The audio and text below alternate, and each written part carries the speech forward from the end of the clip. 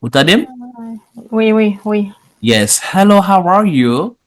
Linda répond, Hi, Hi, I'm fine. I'm fine. And you? And you? Après ça, qui ça Patrick dit? Uh, I'm great. I'm great. Great. I'm Thanks. great. Thanks. I'm Ok, great. on va le garder encore, on va le tendre encore pour être sous-temps depuis bien. Regardez pour tendre sous-temps depuis bien. Hello, how are you? Hi, I'm fine, and you? Vous tendez depuis bien? Oui, oui. How are you? Hi, I'm fine, and you? I'm great, thanks. Ah, vous tendez? Oh, I'm oui, oui. great. I'm Thanks. great. Thanks. Et ça, on a encore. Ou écrire, I'm great, thanks. Ou écrire, yeah, faut qu'on écrire. Il dit, hello, how are you? Fine, ouais. Hello, how are you? Parce que ça, c'est texte là. Ouais, ils sont complétés. Ouais, hello, how are you? Hi, I'm I'm fine. fine. And you? And you? I'm great. I'm great. Thanks. Thanks. Vous comprenez? C'est ça que il dit là. C'est ça que il dit. On allait, on continue. Hello, how are you? Hi, I'm fine, and you? I'm great, thanks. I'm Patrick. What's your name? Qui ça le dit? I'm Patrick. What's your name? Wow. It's Patrick. What's your name? I'm Patrick. Yeah, Yes. félicitations. Où What's your écrit name? déjà? Uh, I'm Patrick. What's your name? Eh? I'm Patrick. What's your name?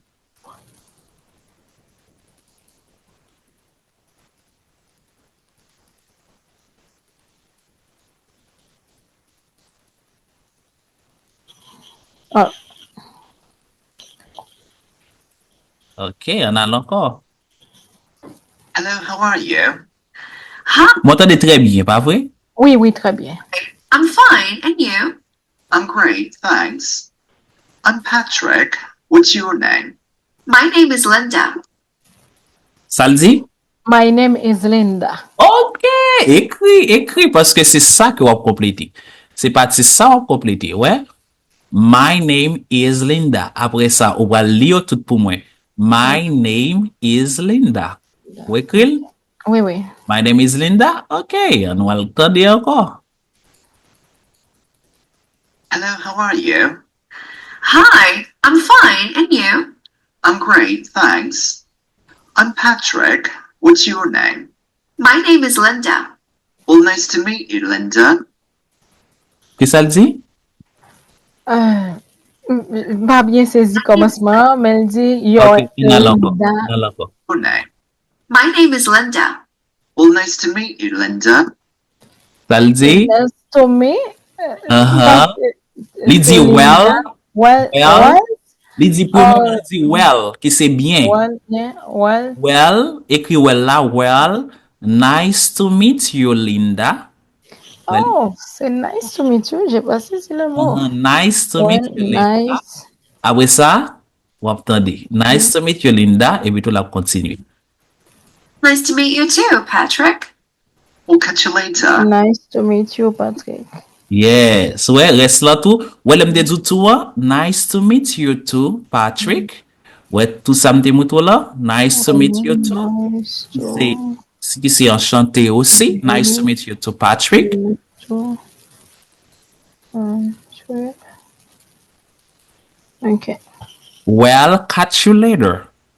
Well, catch you later. Yes. Well, fait qu'on y a fait toute conversation pour moi. Allez. Okay. Commencez dans hello là. Hello. How are you? How are you? How are you? How are you? How are you? How are you? I'm fine. And you? I'm great. Thanks. I'm Patrick. What's your name? My name is Linda. Well, nice to meet you, Linda. Nice to you too, Patrick. Nice. Nice to meet you, Patrick. Nice to meet you, To Patrick. Patrick. Continue. Well, Well, catch you later. catch you later. Catch you later. Yeah! Félicitations! Félicitations qui j'aurai mes classes là. Do you... Oh, c'est extra, classe non très excitante pour Très une bien. toute première, oui. Ok, on lit encore. Allons encore. Ok. Hello, what are you? How are you? What are you? What are you? What are you? Mhm. Hello, what are you? How are you? How are you? How are you? How are you? How are you? I'm fine. And you? I'm great. Thank you. Thanks. Is it thanks? Thanks. Thanks. I'm Patrick. What's your name? My name is Linda. Well, nice to meet you, Linda. Nice to meet you too, Patrick. Well, catch you later. Catch you later. Catch you Eh bien, later. félicitations.